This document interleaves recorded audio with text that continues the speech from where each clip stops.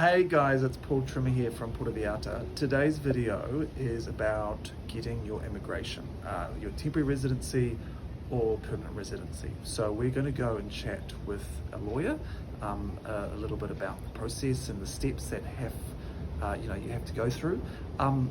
But I just want to sort of say, talk to you why it's kind of worthwhile. There's a couple of reasons. First of all, you get treated much better at the airport when you fly in. There is a line if you have an immigration card, a temporary or permanent. You can kind of skip the tourist line, so it's a little easier at the airport. Also, when you come to sell your property in the future, there's certain steps to go through to minimize your capital gains tax. And one of the first steps is having an immigration card. Now the rules change all the time, but you want to have your residency. Also, as a tourist, you can really only be here for 180 days. Then you have to fly out of the country and then fly back for another 180 days. As a permanent or temporary resident, you can be here all year round. And then if you're buying a property to then rent it out on Airbnb, to minimize your rental income tax as well, again, a residency card is one of the first steps to go through that can then help you minimize that tax. So it's well worth doing it. There are a few steps. I personally, when I first moved here, I had a lawyer help me. I think it's the way to go, because they tell you what to do, they tell you what documents to give them, they tell you where to meet them, they translate at the immigration offices and things. So it just makes the process really much more easier and simple. So I do highly recommend that. So we're going to go meet Maria and talk further about how it looks, what we have to do to get our temporary or permanent residency card. Let's go. Okay, I'm here with Maria. So Maria is an immigration lawyer. She did my residency when I moved here. And like I say to a lot of clients, I highly recommend having a lawyer help you through the immigration process, just for to make the administration side of it more smooth. They will talk you through what you need to do. They will meet you at the immigration office here in PV. They'll translate. It makes it a lot easier. So thank you for being here. First of all, the question is, so many Americans, Canadians, moving here, living here, retiring here, buying real estate here, and they want to get their permanent residency or temporary residency. Can you talk a little bit about the steps to achieve that? Yes, of course. And first of all, thank you for inviting me to this video. It's a pleasure to talk a little more about my expertise and about the immigration matters.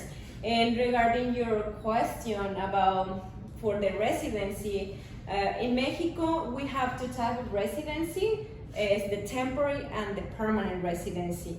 And the most common way for applying for this type of residency, when you don't have any type of unit family, like a marriage with a temporary or permanent resident in Mexico, or marriage with a Mexican citizen, or having a child which is Mexican, or a temporary or permanent resident child, the way to get started for a temporary or permanent residency is applying directly to the Mexican embassy in your country of residency. And why in your country of residency outside of Mexico? It's because each consulate has their own criteria.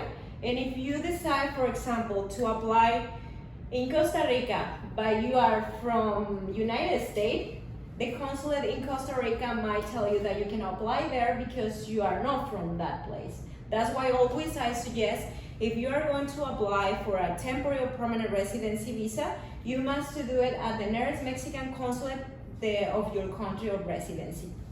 And it's a big difference about applying for a temporary or permanent residency. Between like a temporary, if you decide to apply for a temporary residency visa, this is for those who are planning to spend more than 180 days in Mexico at 4 years. But it's important to mention that the temporary residency visa is the only one that is issued by the Mexican embassy outside of Mexico. That visa doesn't mean that you are a temporary residency, only means that you have complete the first stage of the process, which is with the Mexican embassy. And in order to qualify for that type of visa, the temporary residency visa, you will have several categories to apply, but the most common categories are under financial solvency. And there is 2 options to apply for a temporary residency visa under the category financial solvency, which is the first one. And if you decide to apply in the States, the amount required is about $43,000 US for the past 12 months as monthly balance. What that means that the bank account or the monthly statements that your bank account is going to issue must to show us at least as ending balance per month the $43,000 US. Yeah, and this must be for the past 12 months. If 1 month shows less than that amount, then you will need to wait until you complete the 12 months. However, it's extremely important to mention that each consulate has their own amounts to apply for a temporary residency. Unfortunately, it should be the same by immigration law, mention how much or is the amount that you need to provide for applying for a visa, but mostly in the States, each consulate works totally different and they have their own criteria for applying for a temporary residency visa. That is important that always when the applicant wants to apply for a visa, to be in contact with the Mexican embassy and not to get the how can I say, the information from someone else who doesn't went to that Mexican embassy. That's the first option, as I mentioned. You can provide last 12 of the statements with monthly balance the $43,000 US, and statements can be from a bank account, investment account, brokerage account, but also is depending on the Mexican consulate where you are going to apply, because some other consulates, they won't admit a brokerage account. Yeah, only like a checking, savings, IRA, and some others they won't admit the 401k account. Yeah. And the other option as well for applying for a temporary residency visa is under employment income or pension income. It's all the same option, but under this option you need to prove that you have an employment for the last 6 months and that you receive a monthly deposit from your employer about $2,560 US. And if you show that you receive that money deposit from the employer, then you have the option to apply for a temporary residency visa. And also here it's important that some consulates will request that a letter from your employer. It's called a verification employer letter, where they state that you receive the salary, yeah, that they need to know. Or the pension income as well. If you are receiving Social Security or any type of pension, if you can choose that you receive a monthly pension about the $2,560 US, then you can apply for a temporary residency under pension income as well. Also, as I say, for applying for a temporary residency visa, there are several categories. The most common way is through the financial solvency, but also there are ways like when you are married with a temporary resident visa holder who have got the visa direct to the Mexican embassy and still have it there, they can apply by unit family.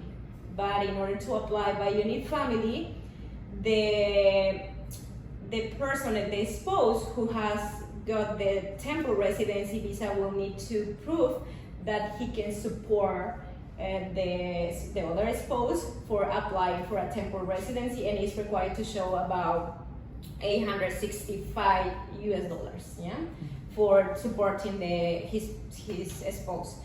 And that's the first stage, like with the Mexican embassy showing the financial solvency that that is required. Once you get the appointment with the Mexican embassy, you submit all the documents required, and if the appointment is successful, then you will get the visa granted by the Mexican embassy, the temporary residency visa. And that visa is just valid for 180 days and one single entry, which means that you have 6 months in order to travel to Mexico for continue with the next stage of the process, which is applying for the temporary residency card for 1 year. As always, when you get a visa from the consulate, the residency card that will be issued from the immigration office, always the first time, is good for 1 year. Yeah. Then once you get started the process for completing your process with the immigration office, there is some paperwork that you need to prepare in order to get the residency card from the immigration office, and that process currently in immigration office in Puerto Vallarta is taking about 2-3 weeks to complete. Sometimes earlier, like 2 weeks, but sometimes some delay will take a little more. And Nuevo Vallarta has their own way to work, which is totally different. And sometimes it takes just 1 day. You show up at the immigration with all the documents, you wait for your turn, long wait, and then the process is started. During the process, you do fingerprints, pictures, and some other things, and you should get the residency card by the same day. Sometimes, not always, because sometimes they have some delays, things that happen. And also it's important, like, to know for the immigration office, to know which will be the local immigration office that you will use, because each immigration office, unfortunately in Mexico, works totally different. Yeah, that's the most important about applying for a temporary residency, the requirements and the financial solvency. And as I say, this is the process which is divided into a stage in the consulate, applying for the visa, and immigration office here in Puerto Vallarta applying for a temporary residency card, which is gonna be good for 1 year. 30 days before expires of your current residency card, the first that you get, then you will be able to renew it for 3 years. Then after 4 years of being temporary resident, you will be able to apply for a permanent residency. And also it's important to mention that the temporary residency doesn't include a work permit. If it's your plan to work in Mexico, will be necessary to apply for a work permit with the immigration office, but I will explain later about this matter, about what does mean work activity in Mexico, or when you need to request a work permit. And getting back now for the permanent residency, the process is similar. When you don't have any type of unit family with a with a permanent residency, with a permanent resident, which is a permanent resident child, because it's the only way that you can get it directly, having a permanent resident child or a Mexican citizen child. You can go direct to the permanent resident without applying for a temporary first. And then the way to go for the permanent residency will be directed to the Mexican embassy outside of Mexico, the nearest Mexican consulate where you live. And there is just 2 options. Well, there is more than 2 options or categories for applying for a permanent residency.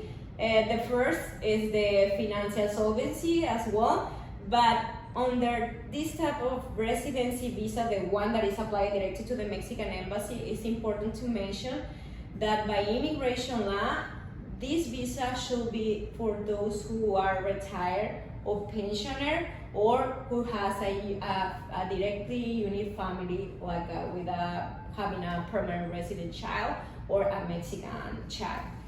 And if you are retired or planning to move full-time to Mexico, if you are a pensioner, then you will have the category to apply under financial solvency, and the amount required for a permanent residency on this year is about, in the States, in the Mexican consulate in the state, is about $170,000 US for the past 12 months.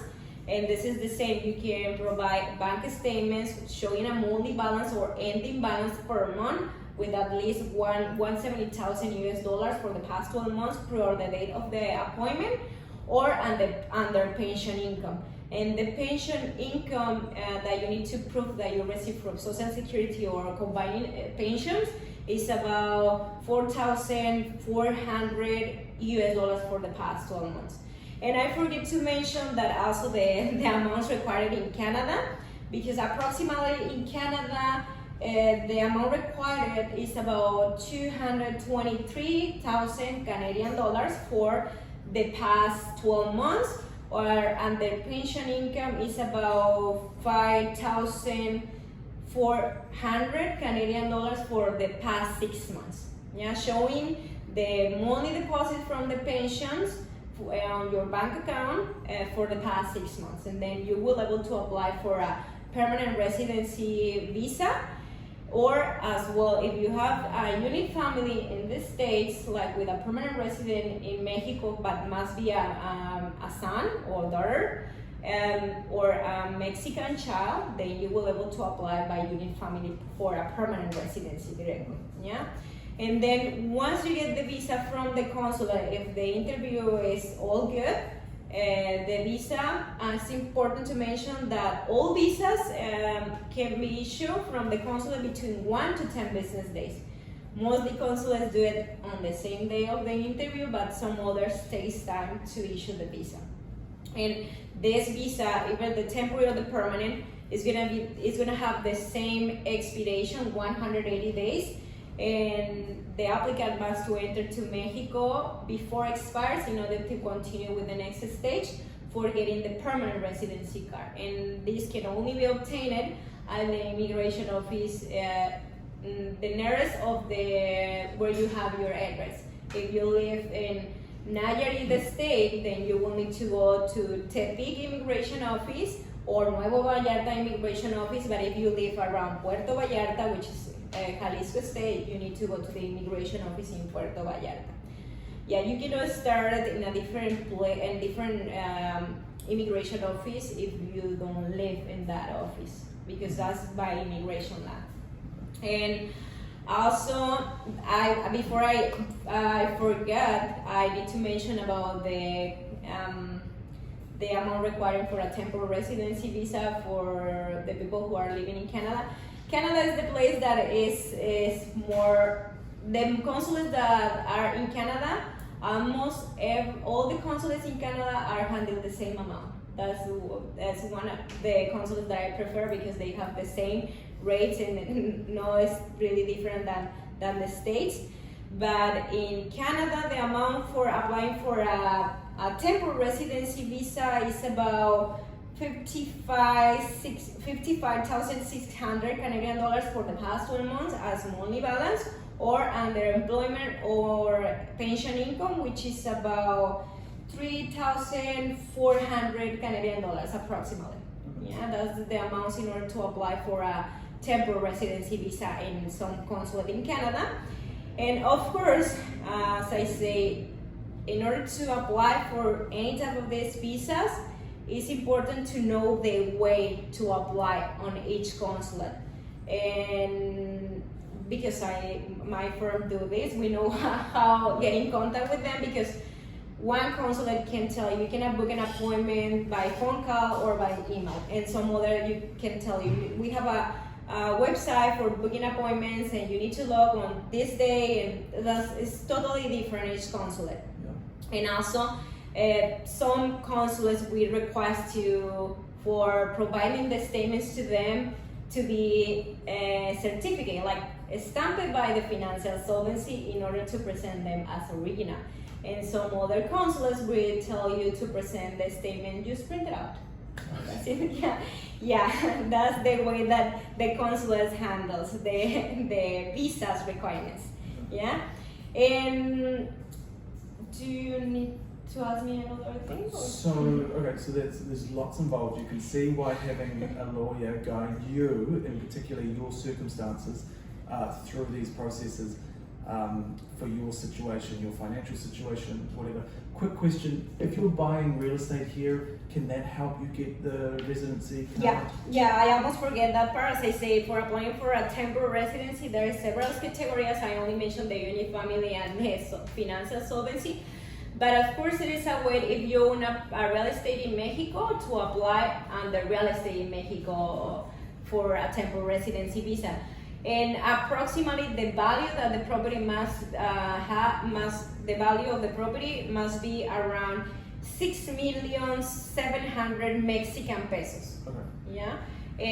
But also this is extremely important, and depending on the consulate where you are going to apply, the way that they're taking the value, because we have taxes value and the value when you buy it. Right. And some consulates they take the value when you buy it, the property, and the other the tax value. Right. Yeah, Okay. that's the important and extremely important that these rates that I mentioned to you are for these years. Yes. And every year increase, and as you might see, as I mentioned, and every consulate and mostly consulates, they have their own amounts to qualify. Yeah. It changed just a little. For example, I think in New Orleans, Mexican consulate, for applying for a permanent resident, they require 203,000. Right. And San Diego requires 178,000. Right. This Right. list. Yeah. Yeah. And that's important to mention that the steps to get these residencies, they change. The rules can change daily, right? So when it comes time for you, there may be a few changes to what we're talking about today. Some of the benefits of having a residency card. Okay. I'm gonna talk about the benefits versus temporary and the permanent, because becoming a permanent resident is a definite residency. You won't need to worry about any type of renewals versus to the temporary resident. The first time, as I mentioned, once you get the visa, it's gonna be good for 1 year, and then 30 days before it expires, you will able to renew up 3 years more. You can choose if you want to do a renewal for 1, 2, or 3, or the 3 direct to the 3. And of course, in cost, it's preferable the permanent residence because it's just one payment and it's for your life. And the temporary, as you can see, you need to do a renewal at least for your temporary residency. And the permanent residency includes a work permit, which means that if you are planning to work in Mexico as independent contractor or working for a company, it's already included this work permit, but it's some more regular requirements that you need to follow in order to do on the perfect way.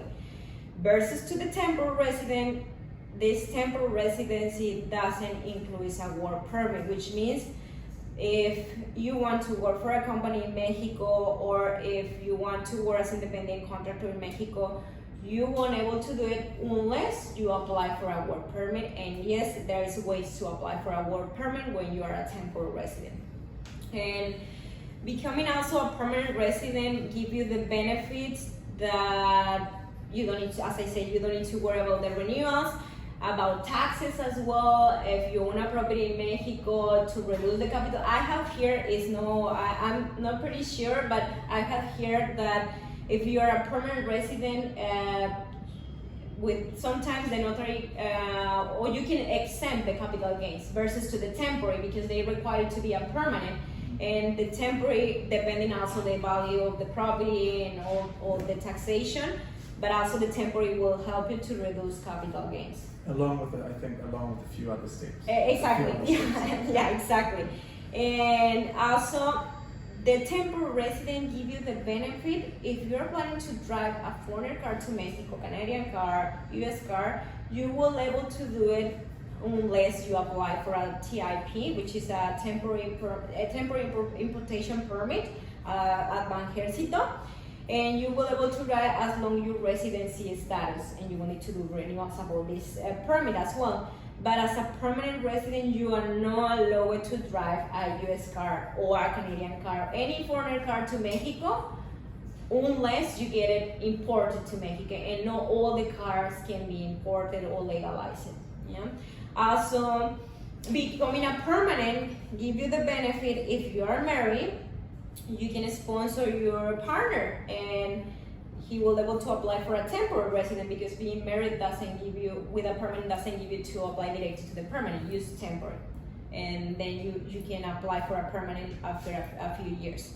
And also you can sponsor parents, partner, child with your residency status, as well with the temporary resident. If you're married, you can sponsor your partner, your spouse, for applying for a temporary residency as well. Yeah. Cool. What about at the airport? The airport, it's true. It's true. Yeah, I almost forget that part. And yeah, usually when you get a temporary or permanent resident, we have the Mexican citizen line and the tourist line. And I suggest to use the Mexican line because always is the short line, and they pass really easy and smoothly. Yeah. Perfect. Yeah. Alrighty. So although like the costs to get your residency cards change over time, at the moment, what does it sort of cost for someone to get their temporary residency? They're using you to help. What are the sort of the costs involved? Okay. Regarding the Mexican consulate, when you apply for the visa, there is a cost involved for the visa, the consular fee, which is in US is $48, and in Canada is 63 Canadian dollars, and that's only for the visa. And regarding the immigration fees for a temporary residency for 1 year, on this year is 4,739 Mexican pesos, and for the permanent residency card is about 5,776 Mexican pesos. And regarding my fees, depending on the category, because as I mentioned, I handle different price depending on the category, because sometimes some are harder than the others. For example, for a temporary residency visa, if they require my assistant, like full assistant, consulate, like they got the filling out visa application, reviewing financial situation, and also to be in charge with the immigration office for the residency card, for a temporary residency is 12,000 Mexican pesos.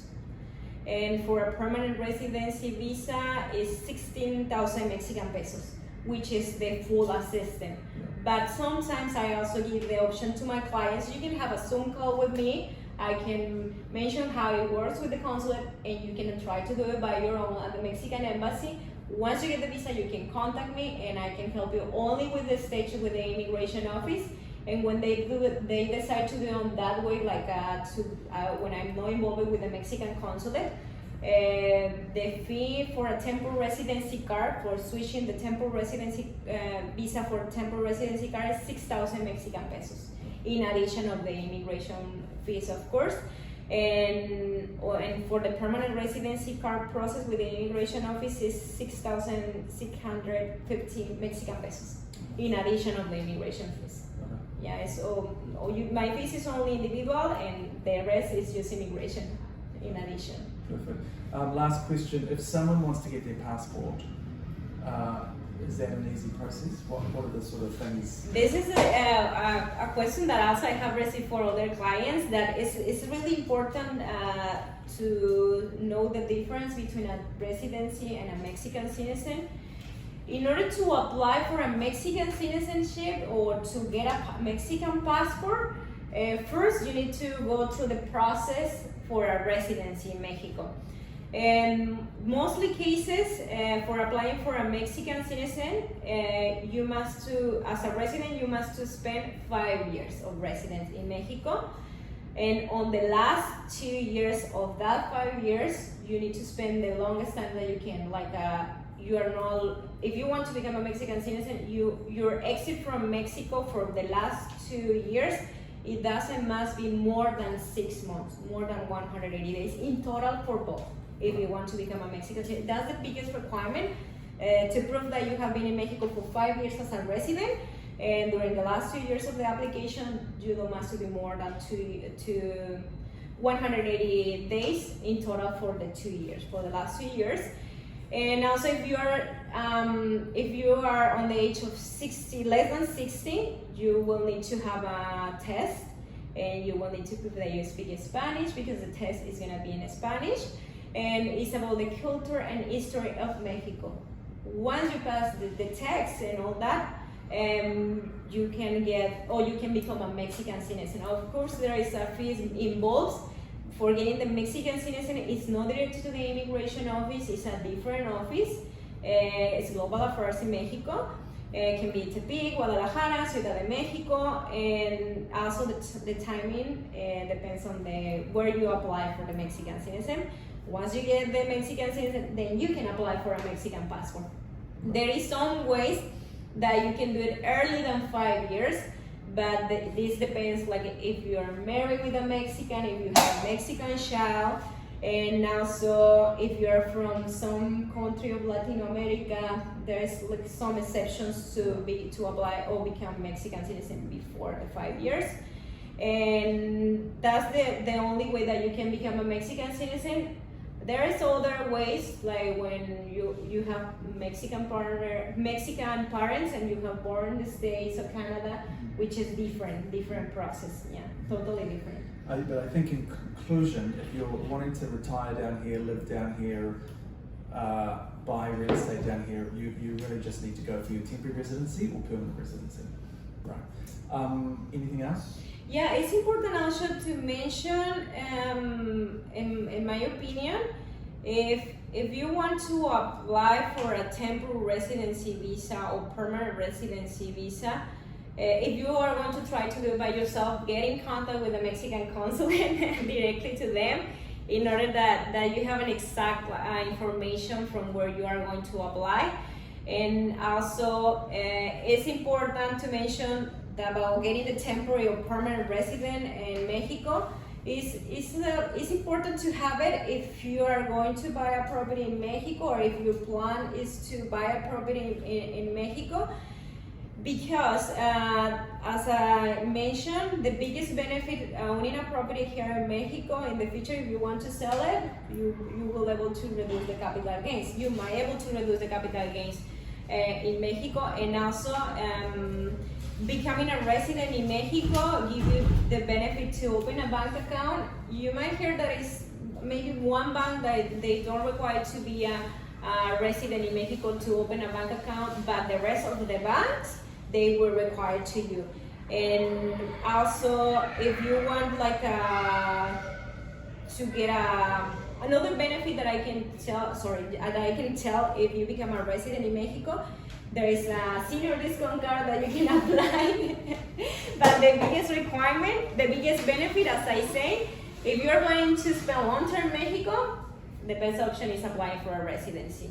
And also, another thing that I think is important to mention if you're considering to apply for a residency is that, and in some point you will need to get a tax ID number, because becoming a resident, if you are going to do any work activity in Mexico, as I mentioned, the permanent resident already includes a work permit that you will be able to do it, but on the proper way, like getting registered on the tax system, declaring taxes and all that.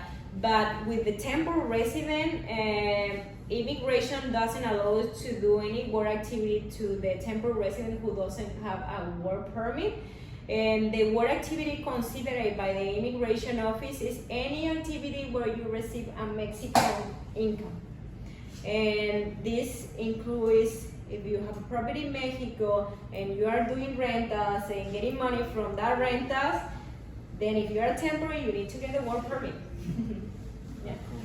Awesome. Thank you so much. Thank you to you. So any immigration questions out there, please just get in contact. Go to Maria's website, and that has lots of information, and you can reach out through there. Thank you. No, thank you to you, Paul. Awesome. Thank you. Alrighty, so what did you think? She's pretty onto it, pretty knowledgeable. So, you know, if it feels like there's a lot of steps involved, look, it's not too bad. It's just formalities, and it's worth doing. It really is worth doing. I mean, the lifestyle here in PV is incredible, and to have that wonderful lifestyle you know, it's worth having your immigration card, your temporary permanent residency. So it's worth doing. So if you have any questions about that, please get in contact with me and I'll have Maria answer them for you, or you can reach out to her directly. And thank you for watching this video all the way through to the end. If you like the idea of, you know, moving here, buying real estate, please get in contact. I would love to help you out. And of course, go to my website, join up to my newsletter that has all the new listings, the new developments, and educational videos on how to safely purchase real estate here in PV. Thank you. See you soon. Bye.